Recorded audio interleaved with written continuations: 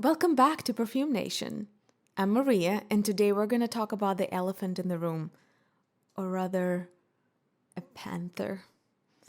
Imagine a fragrance house that employs a once-in-a-generation perfumer, a house capable of making some of the most intellectually brilliant, chemically daring, quietly strange perfumes of the 21st century. Now imagine that this same house has almost no organics fragrance cult around it. There are no dedicated subreddits screaming over batch codes, no TikTok mobs camping out for the next drop, no rankings in the virality or compliment getters, no feverish collector mythology, no perfume people whispering Cartier in the way that they whisper Serge Lutens bell jars. Vintage Mugler. Nasamato before reformulation. Original Ubar from Amman. Instead, there is critical praise in glossy magazines, guarded boutiques with no samples available, limited, if at all, if any, distribution, releases that feel at best irregular and sometimes kind of cryptic. That is the Cartier Paradox.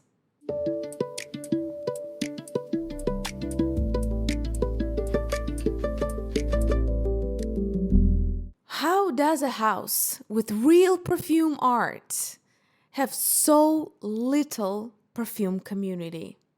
How does a brand capable of bottling ancient stone, horse mane, molecular memory, gothic incense, and diamond light also sell status hardware to every influencer, mistress, sugar baby, financier, and nouveau riche person who wants the risk to announce liquidity from across a restaurant? Today, we're taking the train through the treasure chest of history and facts and myths about Cartier and specifically Cartier perfumery. Let's get into it. Cartier would love for you to imagine its history as one smooth, uninterrupted procession of luxury, ascension to king's orders, diamonds everywhere, well-designed panthers, and red velvet. And to be fair, the beginning is genuinely fabulous. The house begins in 1847 in Paris, where Louis-François Cartier takes over a small jewelry workshop.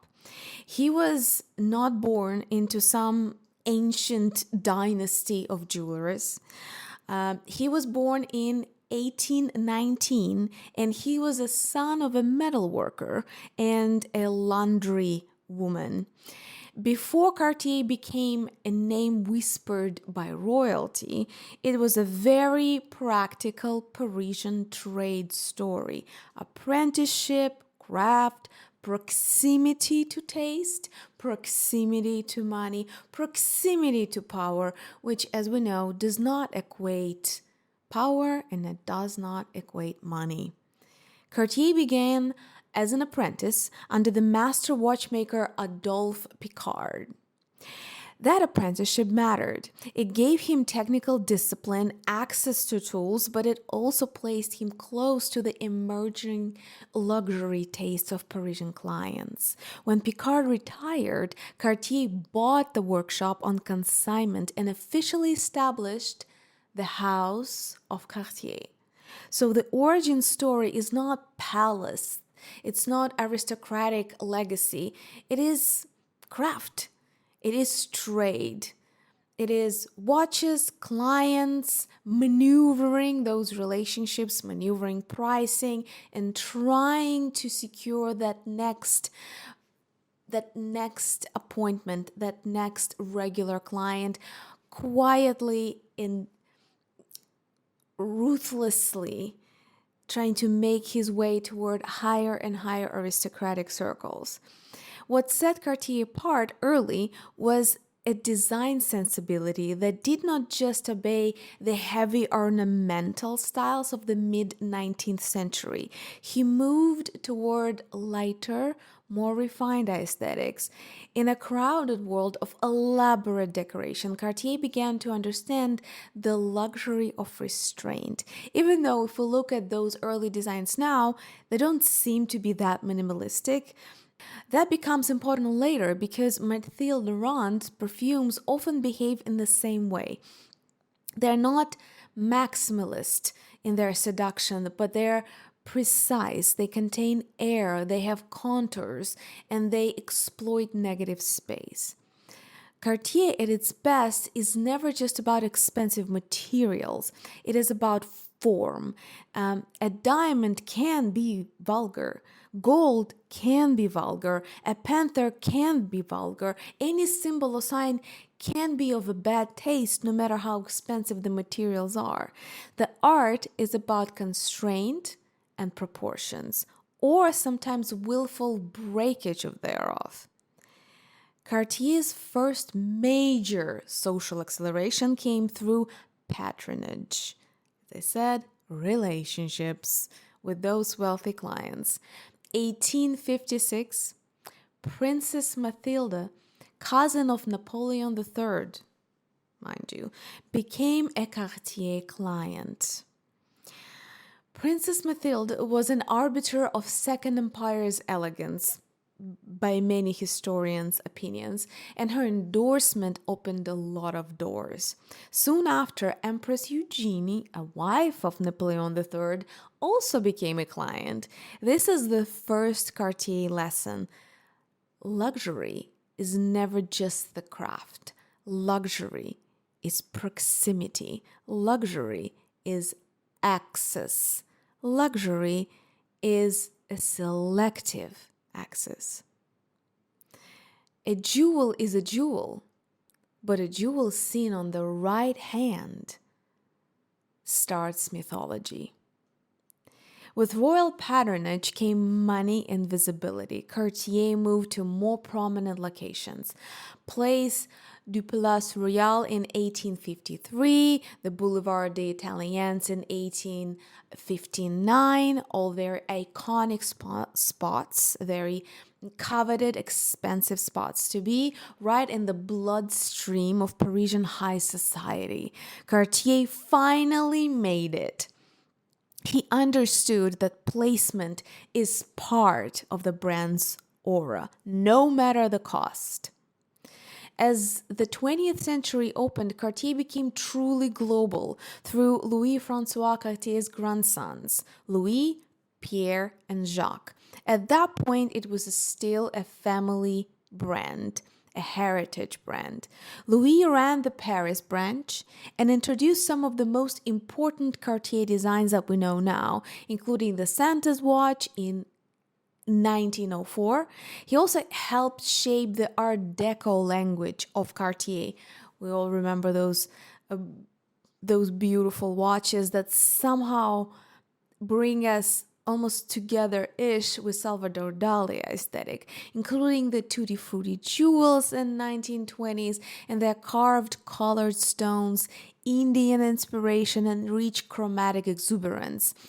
As you can see, there was quite a few colorful departures from so-called restrained minimalism that Cartier is touted for. Pierre expanded into the United States and opened the New York flagship in 1917. So we're right there on the verge of the First World War. Jacques oversaw London and served British royalty, including the tiaras and ceremonial pieces that make Cartier the jeweler of actual courts. Their ascension continues. King Edward VII famously called Cartier the jeweler of kings and the king of jewelers. Can you imagine to be on the top of your field to that degree? That quote, as true as it is almost too perfect. But then The royal carriage lost a wheel, then another one. By mid-20th century, right after those two world wars that many consider one big world war that happened into stages, Cartier was not one unified, invincible empire as it once was before the world wars. After the deaths of three Cartier brothers, the business got fractured. Cartier Paris, Cartier London, and Cartier New York became separate, independently owned and curated entities. The family magic disappeared. The family was dead. The modern luxury market was changing. Globalization was coming, and the three fractured business entities were not helping with that change in the winds in the business world. Consumer taste was shifting too. Family houses needed capital. Capital to globalize, to expand, to establish a unified and ever-present identity. They needed cohesion and they needed industrial discipline. It was no longer about craft. That was about capital, brand cohesion, industrial discipline. By 1960s and early 70s, Cartier was no longer simply the serene jeweler of kings. It was fragmented, it was financially strained, and was in danger of becoming a prestigious name attached to increasingly random, cheap, licensed goods. This is the part of luxury history that brands prefer to airbrush or skip altogether. Then come the financiers. In 1972, a group of investors led by Robert Hawke and Joseph Conoe, I hope I'm saying that right, acquired Cartier Paris and began the process of reunifying the brand. Alain Dominique Perrine also becomes central to this turnaround project. By 1979, the international branches were reunited under a single ownership structure.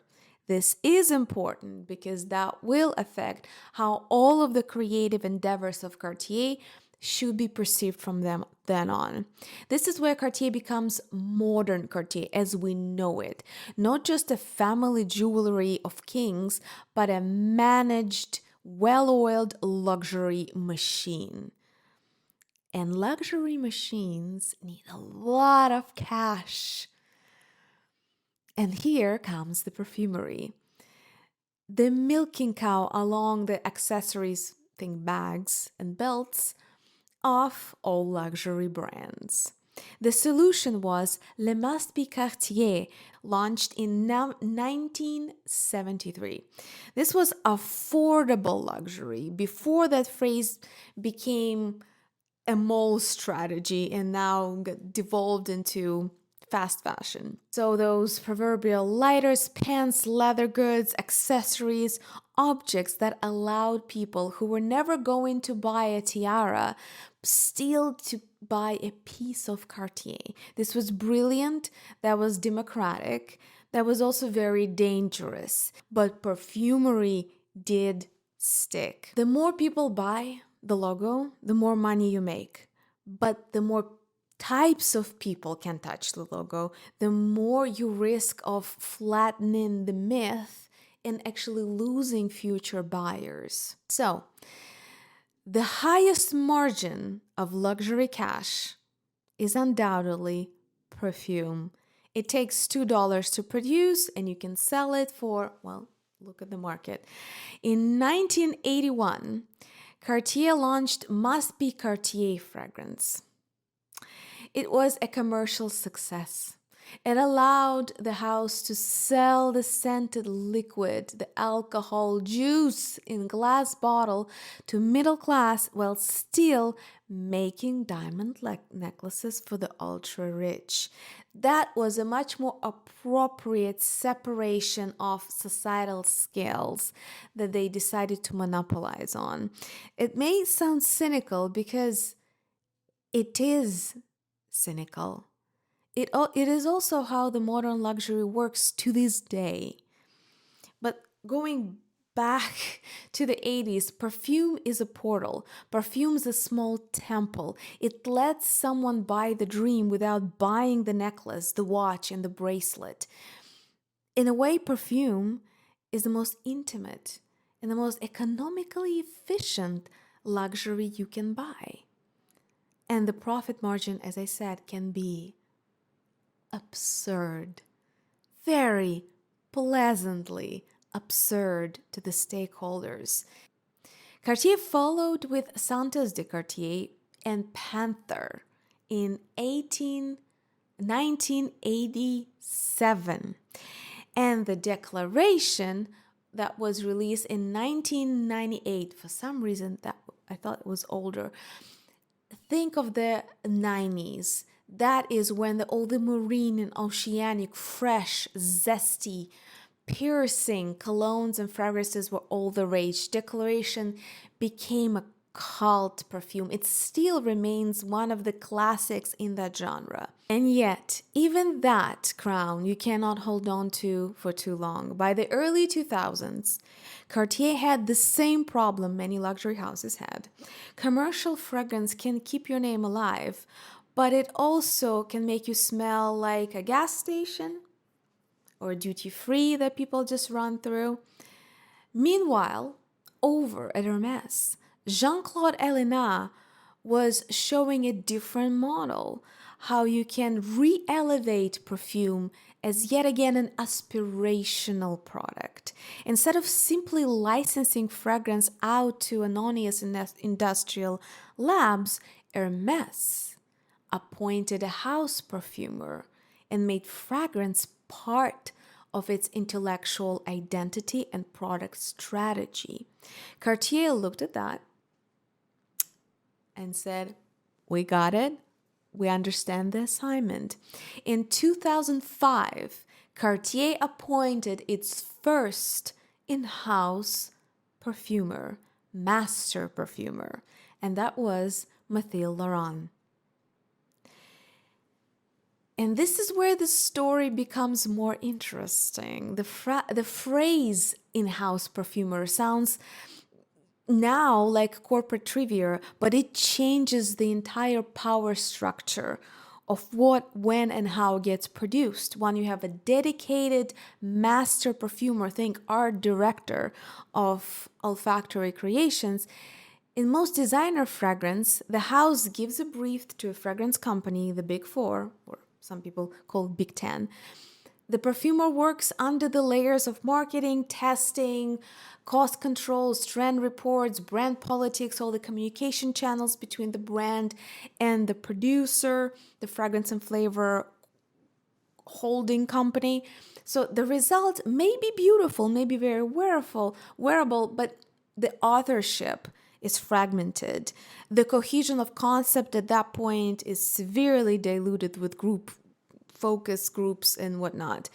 So a true in-house perfumer is a different style of making perfumes. It means the brand is trying to build a coherent olfactory language. It means the nose becomes part of the lore, not just as a supply chain, but a mind, a strategist inside the house. For Cartier, that mind was Mathilde Laurent. Laurent was born into the family of artists in Paris. She has studied chemistry and physics, but confessed that her true passion was photography. So she did learn a Diplôme d'études universitaires générales. It's a mouthful to pronounce. A friend noticed her olfactory sensitivity and suggested perfumery as a possible creative genre that she could become a professional in. That eventually led her to ISIPCA in Versailles, the legendary fragrance school, which is very hard to get into. They have very small classes. And then comes one of my favorite Mathilde Laurent details. She approached Jean-Paul Guerlain directly at a school event and secured a 3-month internship. That internship became an 11-year tenure at Guerlain. A lot of people don't quite remember that Mathilde Laurent, because she's been for such a long time an icon at Cartier, that she spent 11 years as an apprentice perfumer at Guerlain. Her own favorite perfumes are also hopefully revealing and will help us navigate why Cartier smells the way it does. She has named that Helmut Lang Eau de Parfum, Rocha Femme, Grey Cabochard, Mitsuka, Vol de Nuit by Guerlain, Mugler Cologne as her favorites. But this is quite a list. If you think about what unifies these perfumes, you know that none of them are overly heavy or spicy. All of them have some green genre touching upon. That list is not the taste profile of somebody who is trying to be liked by everyone, that's for sure. It shows respect, yet certain departure from classical structure of olfactory design, and also certain weird, modern, inventive cleanliness. At Cartier, Mathilde had her own Salon de Parfums at the flagship boutique and built the high perfumery, Haute Perfumery collections, especially notable Les Heures de Parfum, the Hours. Her aesthetic is not overtly decorative, and by opinions of many, it is very structural. She often works with a small number of materials, focusing on the architecture between them rather than the stuffing the formula with a lot of ornamental nuances. This is very Cartier. A Cartier jewel is not supposed to look like a pile of expensive materials clumped together. You should look at a Cartier product, be it a perfume or an actual jewelry piece, and think this is the only way this could be. She said that in general, creating a perfume takes between 6 months to a year, and certain notes are very polite enough, according to her, to slip into place easily. Others refuse to yield.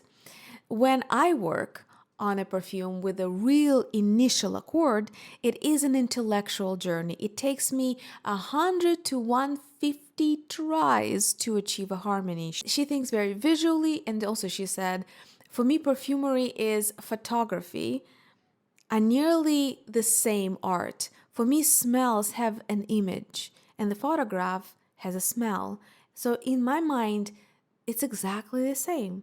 They're always communicating.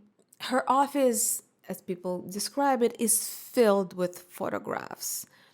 And also it's filled with the photographs of perfumes she created as, I presume, references. Mathilde Laurent also was one of the ardent defenders of synthetic versus natural debate. She insisted in many interviews and continued to defend the artistic position that all colors and all paint types have a place in the artist's vocabulary.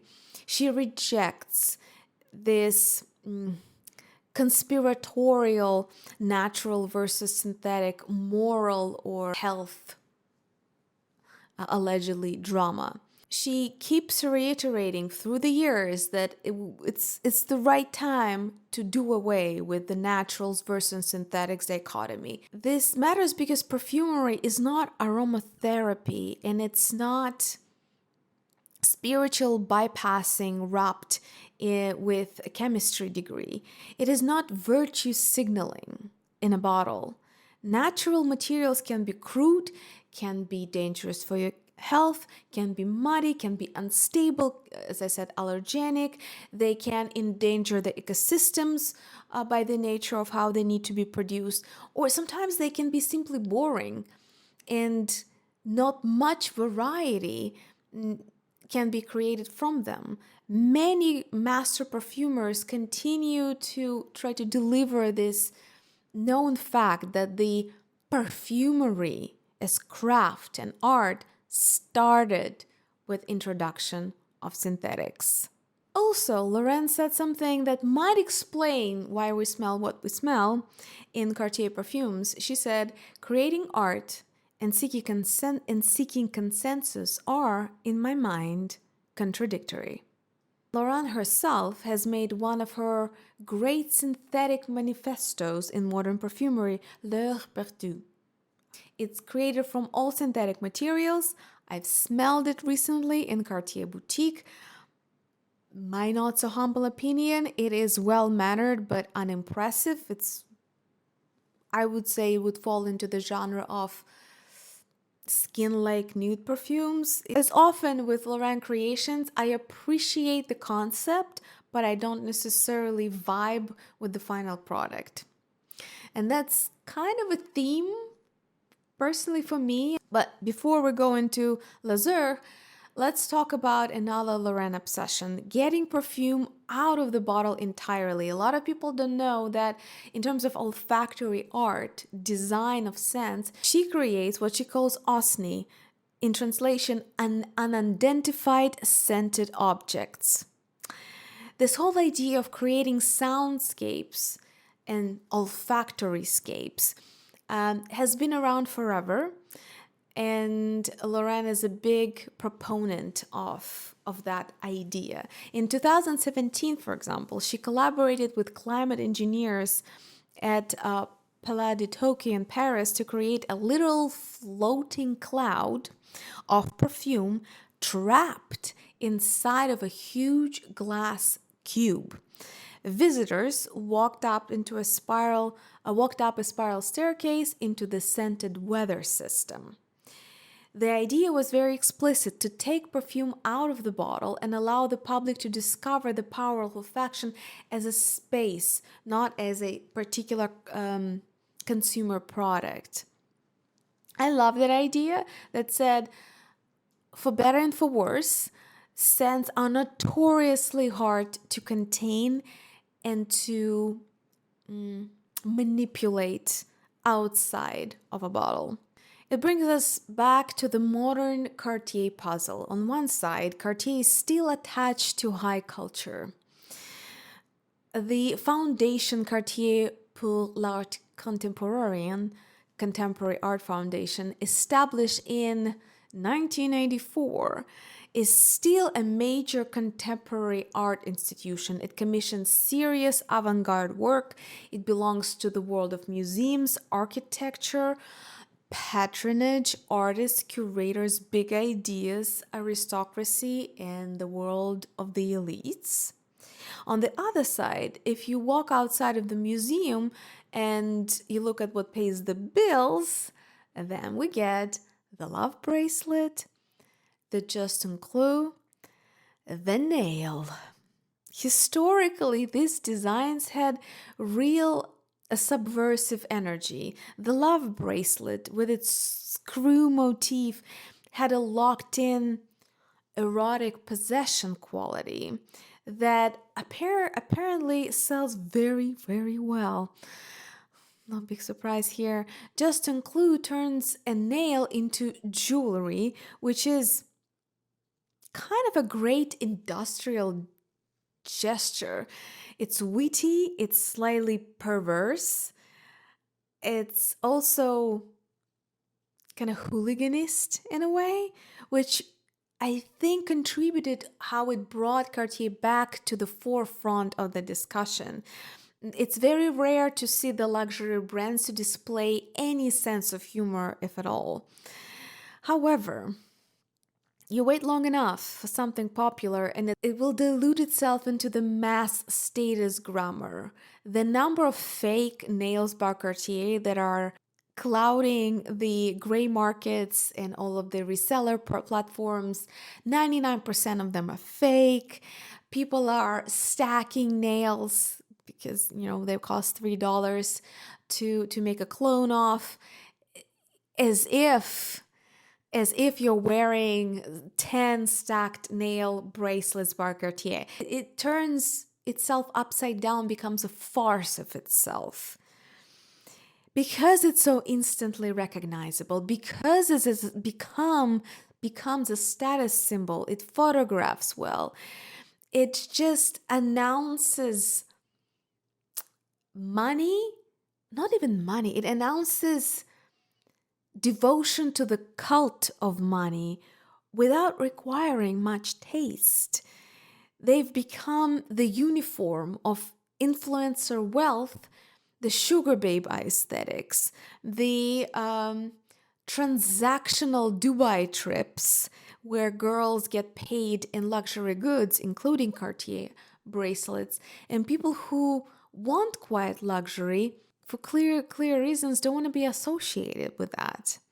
So it's not to say that the designs are bad. They're iconic for a reason, but there is, again, emerging a tiered structure in the way Cartier pursues product design. So Cartier now exists in this extraordinary split taste universe.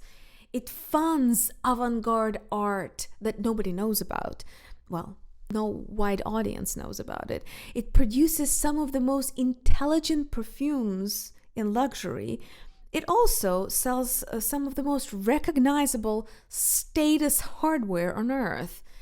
What is behind that very clever, very tiered, socially, hierarchically manufactured product strategy? Behind all that is Richemond. Cartier, remember I told you, is no longer a quaint little family atelier. It is the crown jewel of Richemond, a Swiss luxury conglomerate with a dual-class share structure. What is it? The Rupert family, through Compagnie Financière Rupert, holds a minority of equity, but controls over half of voting rights at Cartier. This helps to explain why Cartier perfume feels so strangely divided. They keep Cartier present in the department stores. They are Sephora-like environmental creations. They are mainstream with a veiled and echo hint of luxury, maybe. They give anyone a way into the house. They're not embarrassing perfumes. A lot of people call them in their top 10. For example, I really love Le Panther Parfum edition. I think it's one of the most beautifully designed modern shippers that is an homage to classical shipper as a genre in perfumery. It's so smooth. It's beautifully peachy yet sour. It has every facet of what a peachy shipper should be like. Le Panther Parfum is it, in my opinion. It's very soft at the same time. It's very feminine, which is rare for a shipper to be. So they carry commercial constraints, but they're still very well made. The artificially scarce halo, Les Heures, the Florals line, the Ouds line. This is their prestige vault. In the glass case, behind the thick doors of the boutiques, to get into which you need an appointment. And ask me how I know. I tried several times. One time I had to stand in the wait list for half an hour before I was allowed to enter the boutique. That was, I would say, maybe had 10 people in it at the time total. I was also given a personal sales representative, almost like a concierge, a guardian that walked with me through the boutique at all times and talked to me at all times and never let me out of sight. So, but forget that. The Haute Perfumery lines by Cartier. These collections are very highly admired by critics. Some collectors hunt after them, sort of me included. But most people I talk to, including perfume reviewers, barely know they exist. This is what brings me to a very uncomfortable question that we have to ask. If Mathilde Laurent is so brilliant, where is her army? Cult followings usually form nearly spontaneously. People do recognize genius, but at the same time, cult followings, they need friction. They need polarization. They need people fighting in comment sections. They need perfumes that offend the wrong people so they can be defended by the right people.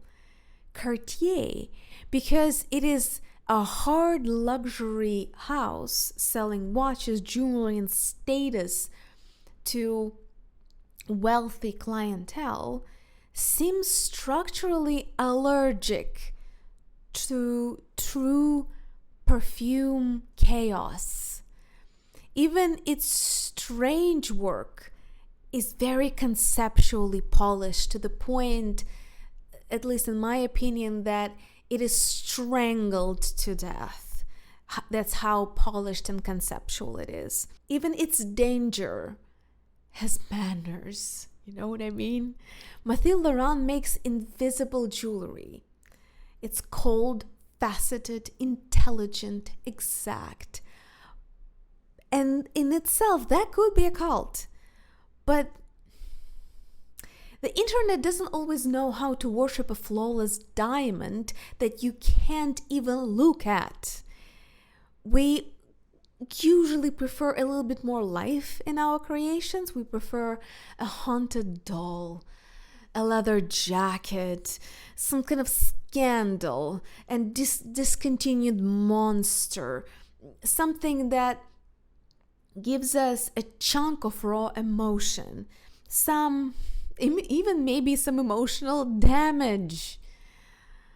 And yet, you can't say that her creations are not artistic. It's just the red velvet rope comes first.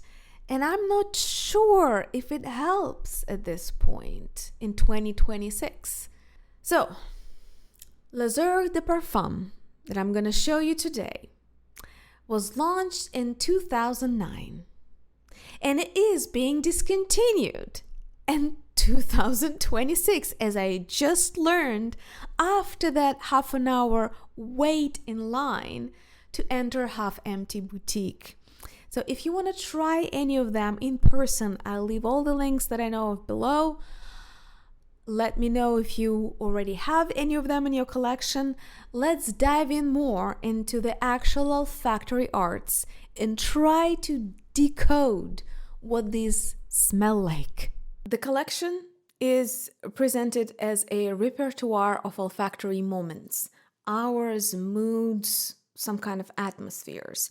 There are a total of 13 numbered hours in the concept, although the hour number 9 has famously remained mysterious, absent, unreleased, or hidden, depending on how romantic you want to feel.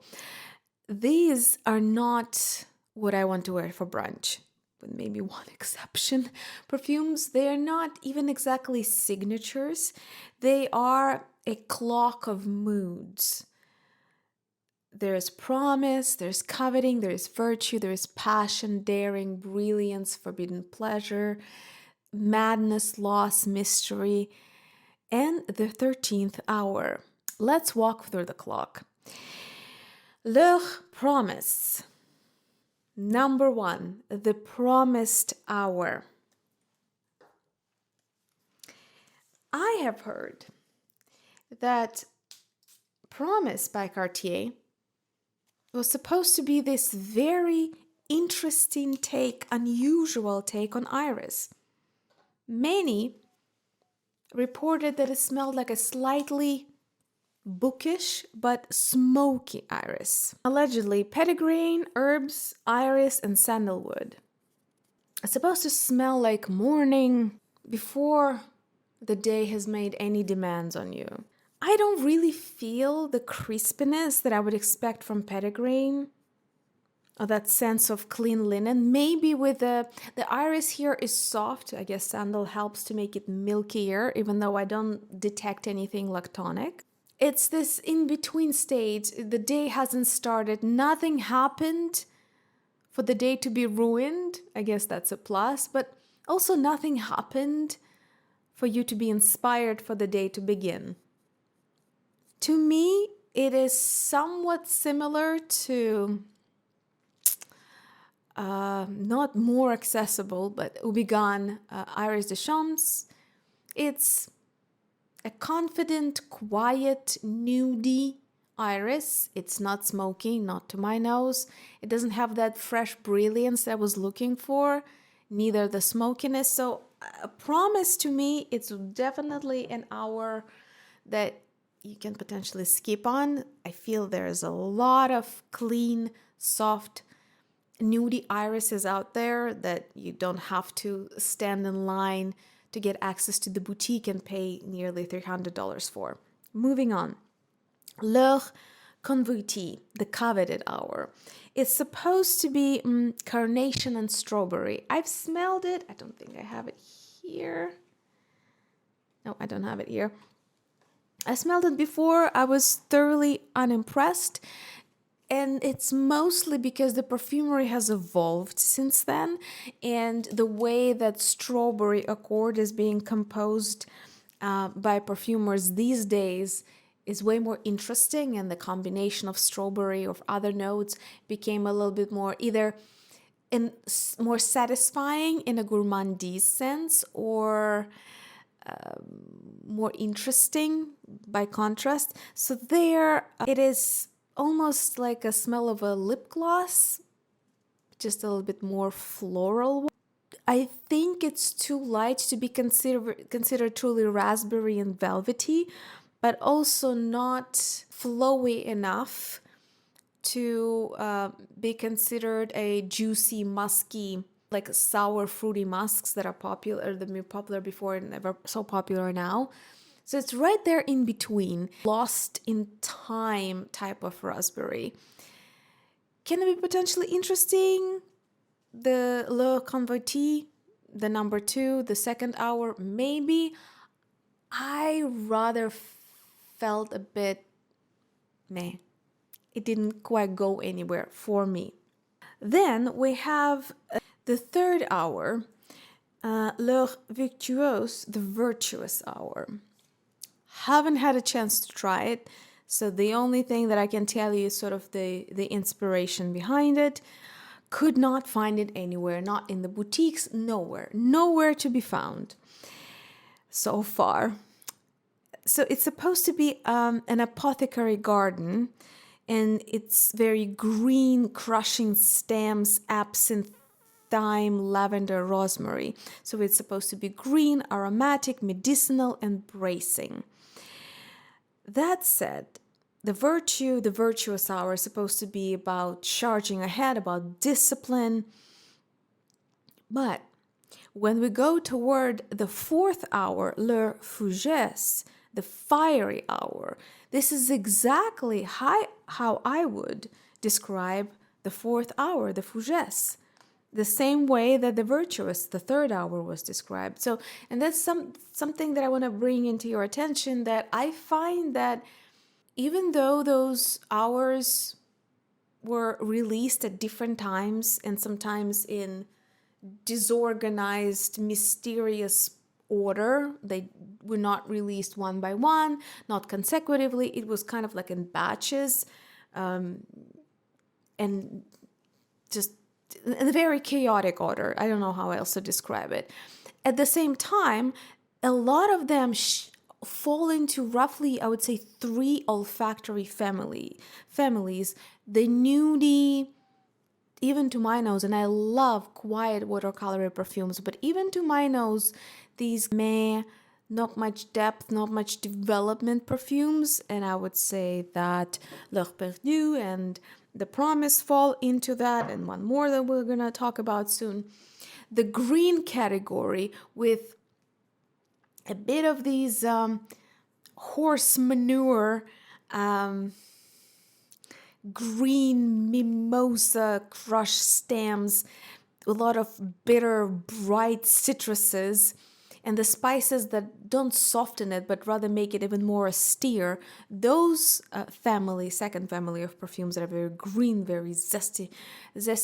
And the third family of perfumes that are a chocolate patchouli spicy smoky, which I thought was both cool and confusing, because at that point, just, 3 fragrances of each kind would do.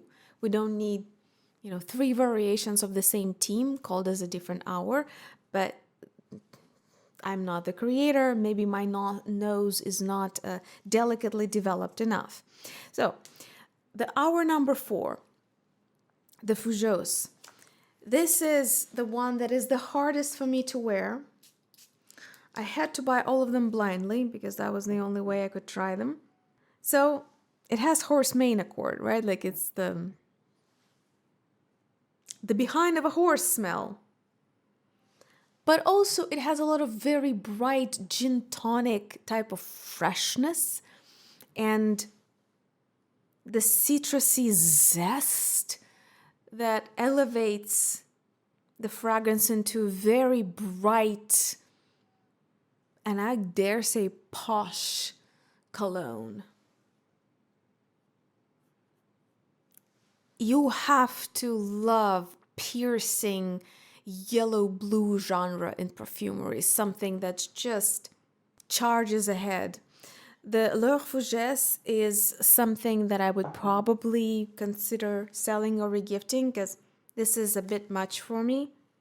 And also because there's another one that is of a similar kind that falls into that second green category in Les Heures collection that I prefer way more. But now, L'Heure aussi, the Daring Hour. That is one of the later releases. It was 2017, I see. And it's supposed to be a daring rose. Couldn't find it anywhere, couldn't try it anywhere. It's supposed to be a stripped rose. Rose has been done a million times.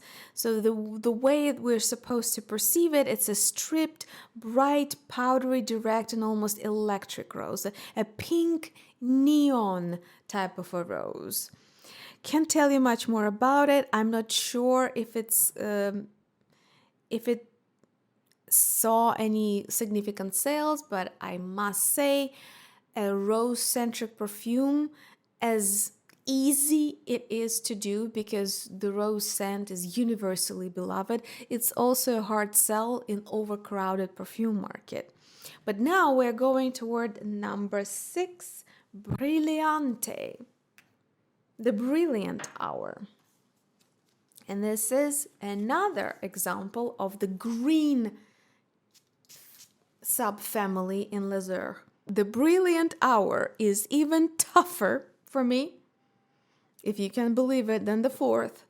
It is sharp, sparkling lemon vodka gin. It's even more austere and bright of a cologne than the number 4. And if between the two, if I had to choose one, I would probably try to make the number 4 work. The virtuous, Fougueuse, the fiery hour. Because the number 6, it is just pierces through your nose. And it's so polished and it's so sharp. It's like a needle. It's like a needle. A lot of sharp citruses, we've been there, done that. A lot of them are fairly affordable in the market. A lot of that already exists in the aisles devoted to men in perfumery. It's really bright and polished. It doesn't fall into the synthetic annoyance. So the number 6, if you're a cologne guy, if you like your gin and tonic and your lemons, try it.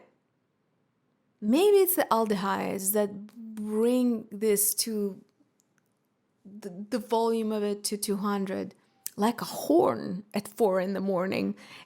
I appreciate it, I respect it, but I can't quite survive it.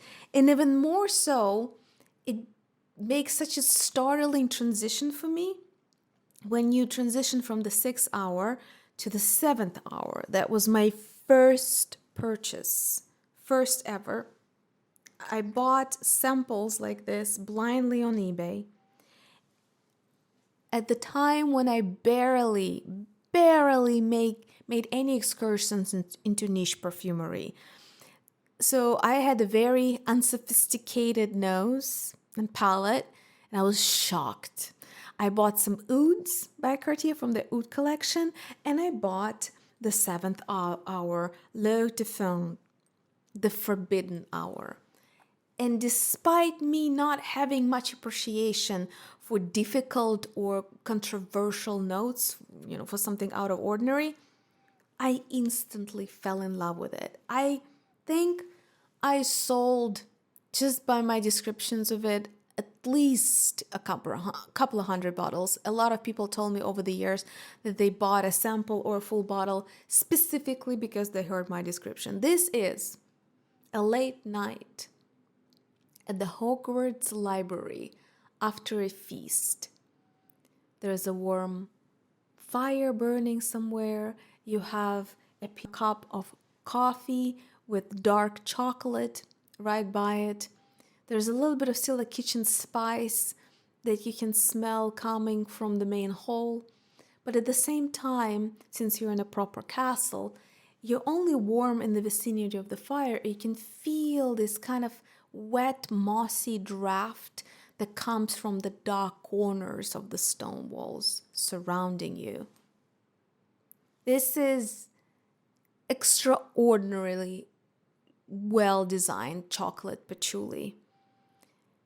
It is so beautiful and so starkly different from everything else in this collection that I dare say I recommend you to try it the most.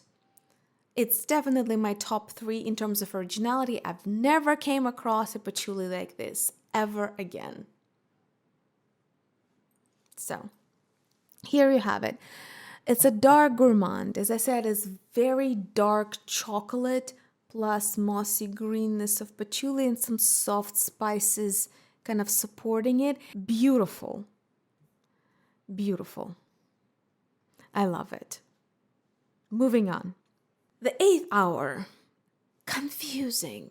To me, if you go through the day, this procession of olfactory landscapes doesn't make any sense. That after L'Heure de Fin, the 7th hour, you will go to L'Heure de Fin, diaphanous hour. And this I have a sample of. I've sampled it before. I was left dumbfounded and I kind of decided to skip it. But let's refresh my memory. Maybe I was wrong. There's still time. No, it's still the same. This is the most forgettable peony/rose floral. I am dumbfounded. How can you make the 7th hour, the 4th hour, and a few others, my favorites that we'll get into just in a second, and then also make this? If it's a peony with a rose, then make it the most peoniest of the peonies. I'm sure you've heard me complain a lot by now that I cannot find a believable, rich peony scent. I've tried Peony Zushu, Armani Privé, that version. I've tried all of the obvious suspects. Nothing makes me think of a real peony. It's always this abstract, unidentifiable, fresh, musky, zesty rose, maybe plus peony. It's never the peony. Peony has a lot of heart, in my view. It's almost spicy sometimes. It's so full and voluptuous. And I never can find a good perfume that has the multidimensional aspects of a peony as a flower. I understand there are many sorts and selections of different peony flowers, and they all smell different, and still. So, yeah, that's you have it. It's simple. It's watery, it's transparent. It says peony, rose, lychee. Maybe there is a lychee. It's this soapy peony rose situation that probably you can buy in mass market for $15 for 100 ml? I'm a bit confused. I think this is the one that deserves more attention, especially after the invention of Yves Saint Laurent blouse, of Ex Nihilo Fleur Narcotique or Lost in Paradise. I think this theme, if reimagined by Cartier with more depth or a more interesting twist, could really blossom. That said, they have a whole floral line that I think succeeds this particular attempt at a floral. And we'll talk about it right after we finish with the hours. All right, the 8th hour, L'Heure de Fin. Innocent, forgettable, nothing special. I'm not sure if this deserves any more of our attention. But now we get to my other favorite that I think is still not truly duped by anyone in any capacity. This is L'Heure Folle, the crazy hour. In translation, that said, let me break it down for you. The Le Folle is one of the best combinations of this Cartier greenness that we experienced before with berries. Sour, bright, sugary berries. It's not even the fresh berries per se, but it's the berry candies, hard candy with, cranberry or raspberry or blackcurrant flavors. Some people complain that this does smell a bit too synthetic to be a believable berry scent. I love it. It lasts in the scorching heat of Florida for over 8 hours. It brings me back to life when I'm about to collapse. And it's not, at the same time, it is not brain drilling. I'm a hard sell on beast mode fragrances. I get tired of them very quickly. A lot of the modern bases, I find they smell cheap. They smell very predictable. And they make all perfumes have the same dry down, which is not cool. This is beautiful. It is as well structured conceptually. It's interesting enough as a green, fresh, sweet, sour scent, as it is fun because of that berry candy nuance in it. Folle is one of my top Cartier scents. I heavily recommend you try it, especially if you're in the market for some fresh green plus berries concoctions. Fun, a masterpiece, truly. Okay. 11th hour, L'Heure Perdue, the lost hour. This is the manifestor I mentioned. It's fully created from all lab-created molecules. To me, it falls into the nude category, just like Dauphin and The Promise, which is a quiet iris. It's in that category, not a parfum or to dullness, quiet, makeup-y, quiet, nudie type of irises. I smelled it in the boutique, and I didn't even care to take a blotter with me. It was probably an interesting experiment at the time, but not every experiment needs to become a product, in my view. So that's just my opinion. But 11th hour, L'Heure Perdue. Interesting manifesto. I appreciate the concept, but I don't see the point of spending the money, and it was not really interesting enough for me to wear it, to really make it my own. All right, it's getting interesting. The 12th hour, right? 11th was the Perdue. 12th hour, Le Mystérieuse, the mysterious hour.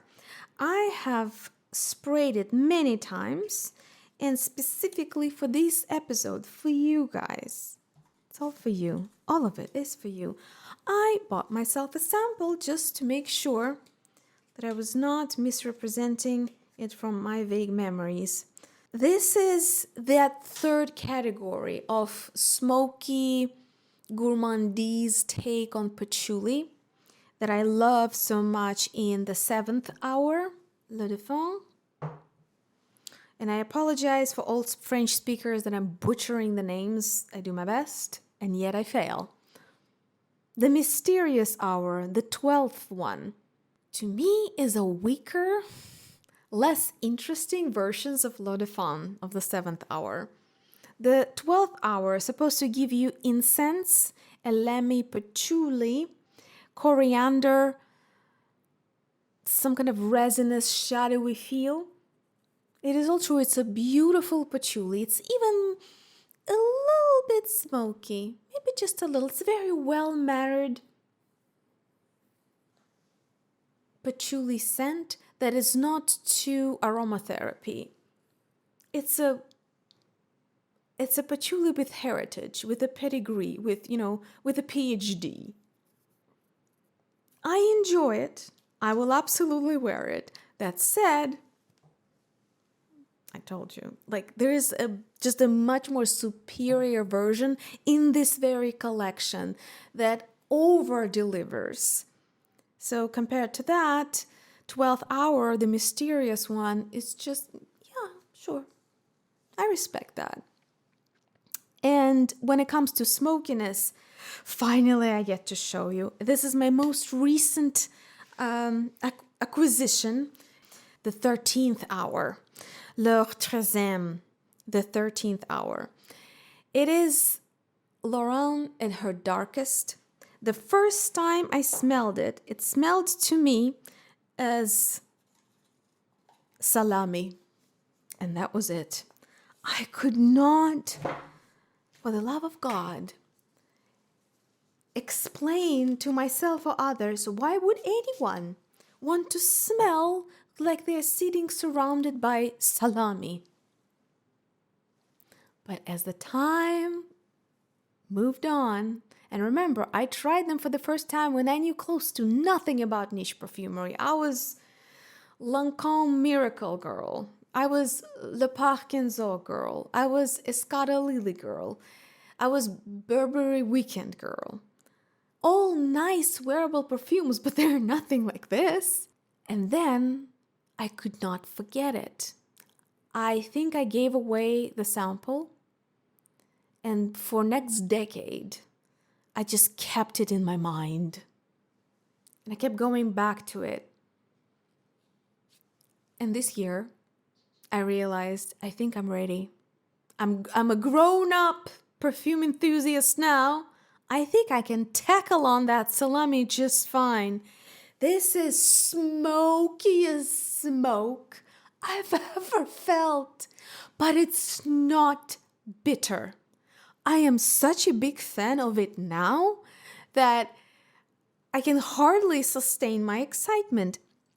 13th hour is a paragon of birch smoke perfume without leather, without bitterness, without an obvious vetiver, because we always get smoke with vetiver or with some kind of hookah bar gourmandise sweetness, or with this oily birch tar bitterness, or sometimes it even goes sour, like Marquise de Sade by Tatli d'Orange. This one stays ethereally gray smoke. It is unimaginable to me. How did she confine it so well? It reminds me of that olfactory cloud, the trapping of the sand that they created with the engineers for the Cartier performance. That how can you trap smoke in a glass, in a crystal glass? It just stays there, pure, spiritual, philosophically dry. What a creation. I'm blown away. I am blown away. Now to the florals. Cartier florals are often misunderstood because they're not always lush in the obvious way. Laurent is not building a flower market or dipping flowers in desserts. She's often building the idea of a flower as a living structure, sort of a crystal flower, which is carotte. To me is metallic apples, but maybe watery, like pollen fallen in water, shadow of a leaf, these type of very conceptual creations, which is her signature. I've had Osée VI, which is a flute of a lily. I enjoyed it a lot. To me, the dry down was a little bit generic floral base. It just kind of, it becomes less unique as it dries down. So I regifted it to a friend and she loves it dearly. That said, Cartier has its own line that dedicated to florals, and this is their more recent Haute Perfumery release as a line. I went to the boutique. I didn't try them all, but they have very limited selection, and I've tried Las Vegas boutique and I've tried New York boutique. You would think that New York City boutique of Cartier has it all. Not really the case, and they also, in both locations, had no samples. Go figure.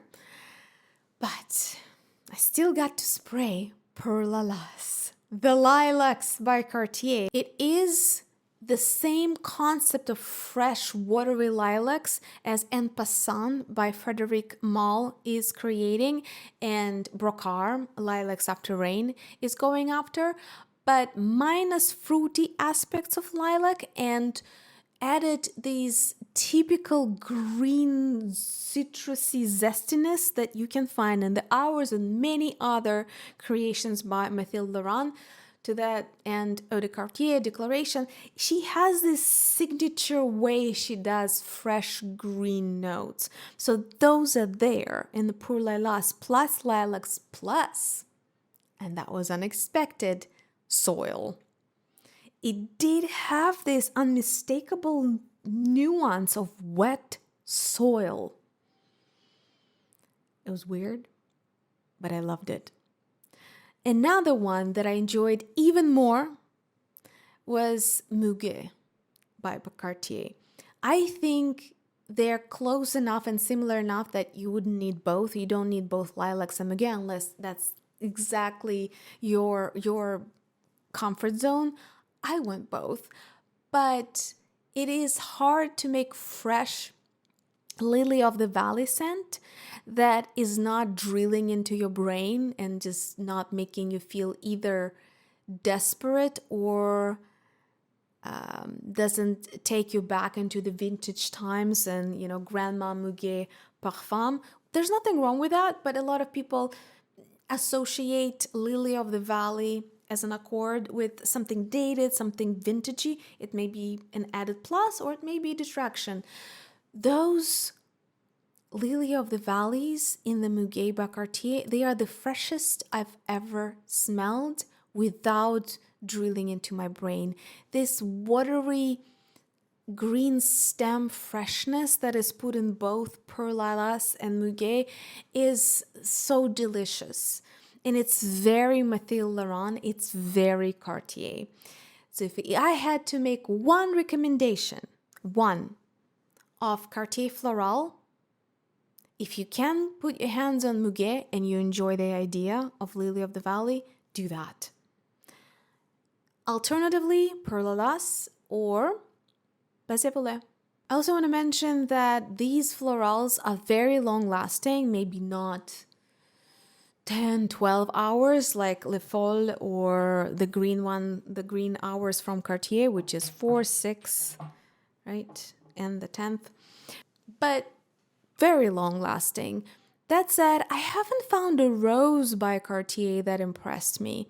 That remains kind of an open challenge that I hope I'll get to experience something groundbreaking from them soon enough.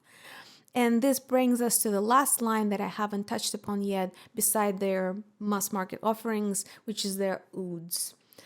Ouds are very hard for me to enjoy, I gotta confess, so I'm gonna keep it short.